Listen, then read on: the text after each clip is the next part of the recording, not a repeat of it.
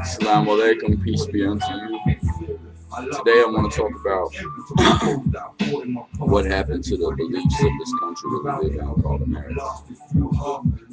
What happened to men like Martin Luther King and John F. Kennedy and Abraham Lincoln and John Lennon and people who, to me, stood for the things that this country was supposed to represent: freedom, equality, justice, liberty, all of these things that seem to have been removed from our society. At what cost did we try to establish this cause of ours or theirs or whoever's? Life is too short for us to run around blind and with our fingers in our ears. Because regardless, if you want to close your eyes or put your finger in your ears, the truth is the truth, and the truth is the only thing that will ever set us free. God is the truth, and victory comes through God and God alone. Until we recognize that, until we become a part of that body, until we become what we are supposed to be or intended to be, created to be, until we worship that one true God and speak the truth for His sake and love for His sake and practice religion for His sake and return our religion to the one creator of the heavens and the earth, we'll never have peace. There'll always be discord. We'll never be we'll never be a unit like we're supposed to be, a one body, a unit.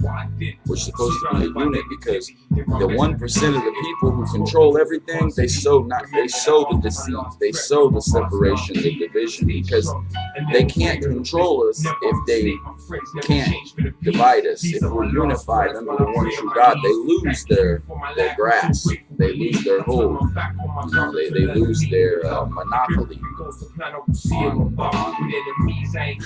on creation. So what we need to do is love one another, and no matter what religion you practice, if it's a true religion, you don't hate. You don't hate. You love. God doesn't tell you to hate. God tells you to love, to be just and fair, to love what He loves and hate what He hates. These things, yes, we have rules and regulations to live by, but these rules and regulations are God's rules. These are not man's rules. And we know that the Creator knows best. He says, don't drink alcohol. What happens if you do? You wind up tearing your insides up. You wind up doing things that you wouldn't normally do while you're sober. You wind up forgetting about God and becoming something that you weren't before you started drinking. God tells you to don't do drugs. What's one of the biggest problems in the world today? Drug addiction. God tells you don't lie or don't gossip. What happens when you lie or gossip? You get yourself in a bad situation. Don't be prideful or don't be arrogant. What's wrong with pride and what's wrong with arrogance? Well, it makes you feel like you're better than everyone else, that you don't want to accept the truth from somebody, that you think is beneath you. You're not open. You're content with who you are as a person. You think you're good. You're great. You think you're smart. But none of us as men are smart. God is the one who is smart. And the only reason you're smart, or you think you're smart, or however smart you are, is because God gave you that ability. You didn't create yourself. You didn't create creation. You don't make the sun rise and set. You are not responsible for any of these things. So what happened to the truth? Where did it go? How was it taken from us? Could it be the movies and the music and the politicians and the this and the that? Slowly over time, it's been removed from our hearts and from our minds. Do we really have a false sense of security in believing that we really live in a righteous world? Or that people in other countries are less than us because we live here and we don't have to worry about what they're going through? Is this how prideful we've become?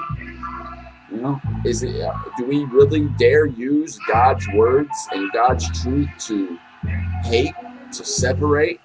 Do we really say, I won't love you because you're a Muslim or because you're a Christian or because you're a Jew? Do we dare say that? But we all say that we worship the one true God. Do we dare do this? Do we not think that we'll have to answer for this? Do you rich people not think that you'll have to answer for having $85,000 cars and $2 million homes because of the abilities that God gave you, while there's children starving throughout the world, while there's children that doesn't have jackets to wear or proper education or clean water? These things are things that God created for all of mankind, not just a certain bunch of people, not just a certain group. Freedom is for everyone. You know, the truth is what sets us free, and that's what we need to focus on. That's what we need to rely on. We need to stop letting people tell us to be separate, that this one's wrong or that one's wrong or this one's wrong, and instead of looking for our differences instead of looking for our similarities, because we're all the same. We're all men and women. We're all created. You know, we're all stuck in this place together. And until we learn that, until we understand and have compassion for the next man, know that he too has children, he too has a mother, he too has a father, he too has a brother. You know these things. We are the same. If you cut me, I bleed. If I cut you, you bleed. If you know it's not hard to love. It's not hard to understand. You know, don't use your religion as pride and arrogance. Return religion to God. Return it to what it's for. You know, this is guidance, and whoever wants right guidance, it's available. There's many ways to worship, but there's only one true God. I love you for the sake of the Creator of the heavens and earth. May God have peace, bestow His blessings upon you, and have mercy and forgive us all.